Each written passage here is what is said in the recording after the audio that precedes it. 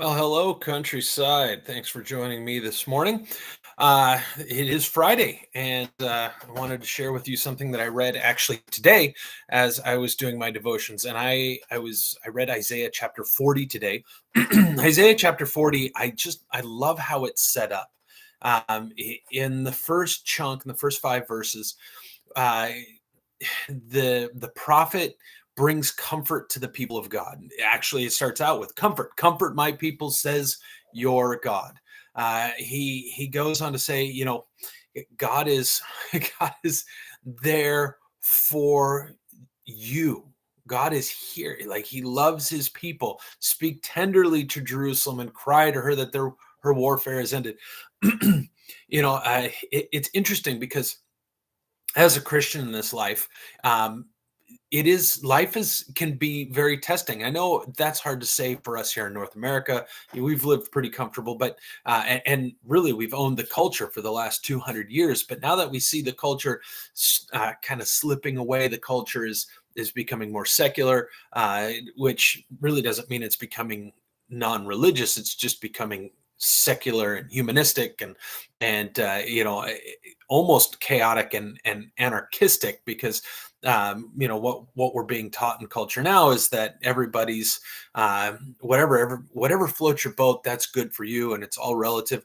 But that's not what life is supposed to be. As Christians, we know that life is supposed to be in worship to our God.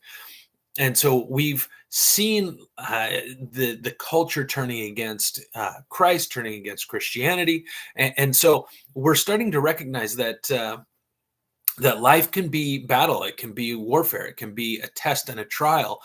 However, we need to understand, and we understand from this passage here in Isaiah, that that's not how it's going to be forever. There is comfort coming, and oftentimes we find that comfort here in life. God comforts us with friends, people, with His Word, with ease and comfort, just in life in general. And so, yeah, there is comfort now, but ultimately, God's people will be comforted forever. And why can we trust that? Well, when we look at Isaiah chapter 40 and we see that God calls for comfort for his people, he then goes on to say in the next three verses that his word stands forever. His word will never fail. Isaiah 40 verse 8 says, the grass withers, the flower fades, but the word of our God will stand forever. So that when God says that comfort is coming, that he will comfort his people, we can trust that because his word never fails. And then this is really why I like this passage so much, this chapter so much. It kind of builds comfort for my people. My word stands forever. And then the biggest chunk of the chapter is extolling God's greatness. I mean, it does tend to put down man's idols. When Isaiah was writing, the idols were made of wood and metal, and they sat on the mantle, and you worship there. But really, all idolatry is man-made, is replacing the greatness of our God with lesser things. and in our culture, those can be things that are, I mean, we idolize musicians and sports stars and whatever, and yeah, there's a lot of action that borders on worship for those things. But then also, we worship success, we worship money, we worship sports, we worship activities, we worship, really, at the end of the day, we worship our own comfort above all things for many of us in our society. And Isaiah 40 kind of takes all that to task, because even all of that stuff is just man-made. It's just temporal. I mean, if you go back up to those last three verses, the grass withers and the flower fades.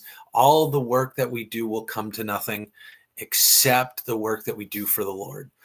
Why? Because God is great. I mean, we look at the end of this chapter here. We look at the end of Isaiah chapter 40, and the prophet says, "Go up to a high mountain, O Zion, herald of good news. Lift up your voice with strength, O Jerusalem, herald of good news. Lift it up, fear not. Say to the cities of Judah, behold your God." Behold, your God comes with might. His arm rules for him. Behold, his reward is with him and his recompense before him. God rules over all things. Everything that we build to worship that is not God is nothing. Verse 15, behold, the nations are like a drop from a bucket and are accounted as the dust of the scales. Behold, he takes up the coastlands like fine dust. Our God is so transcendent, so great, so powerful. All the nations are as nothing before him. No amount of human might can thwart the purpose of God. God is so great. So, how can we trust that God is going to comfort his people? Because his word never fails and because he is so great, so mighty, so transcendent. And here's the amazing thing: God is so great. He's so transcendent, and yet he's interested in us. He's interested in our lives. He's interested in our obedience, in our growing in holiness, in our becoming like Christ. We're to be sanctified. We're to grow more in love with him, to look more like him. And and that's kind of, as I was reading this passage, that was one of the things that just struck me and stuck to me and really made me love who God is more. I look forward to the day that Christ returns and sets all things right. And hopefully in the meantime, I will become more like him on a daily basis. Well, thanks for joining me. Love you, praying for you. We'll see you again next week. Bye-bye.